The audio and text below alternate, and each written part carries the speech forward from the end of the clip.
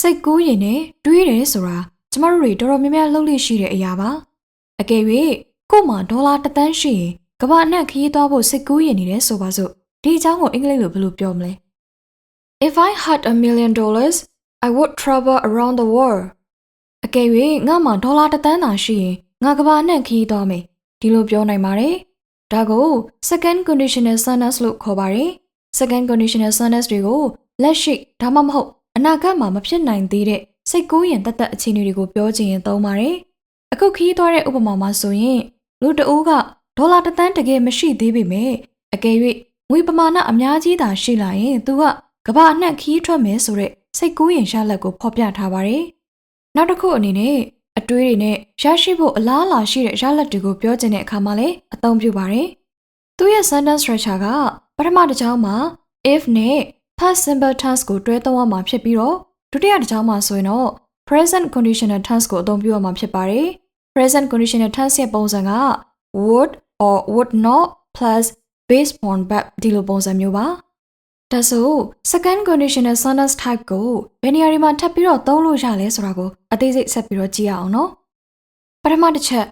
second conditional sentence တွေကိုရင်းကြီးကြီးနဲ့တောင်းဆိုမှုတွေတောင်းခံမှုတွေလုပ်ချင်တဲ့အခါမှာအသုံးပြုနိုင်ပါတယ်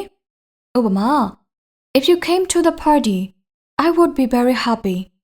အကယ်၍မင်းပါတီပွဲကိုသာလာရင်ငါအယမ်းပျော်မိမှာပဲဒီမှာဆိုရင်ပြောတဲ့သူကမင်းအနေနဲ့ပါတီပွဲကိုတက်မတက်ဆိုတာတော့မသိကြဘူးဒါပေမဲ့မင်းသာသူ့ရဲ့ပါတီကိုလာရင်သူအယမ်းပျော်ရွှင်မယ်ဆိုတာကိုပြောပြီးတော့ပါတီကိုလာဖို့တောင်းဆိုတဲ့ပုံစံမျိုးပါ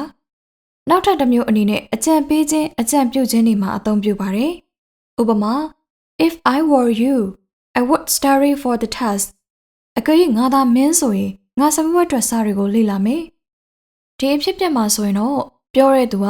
နားထောင်သူနေရာမှာဝန်ခံစားပြီးတော့ဖြစ်ပေါ်လာတဲ့အစိတ်ကူးကိုပြောလိုက်တာပါဒါကြောင့်သူကစာမေးပွဲအတွက်စာလေ့လာတာကောင်းတဲ့အကြံတစ်ခုဖြစ်တယ်လို့အကြံပြုလိုက်တာဖြစ်ပါတယ်အားလုံးကိုခြုံငုံပြီးတော့ကြည့်မယ်ဆိုရင်second conditional sentence ဖြစ်တဲ့ if plus past simple, present conditional tense ကို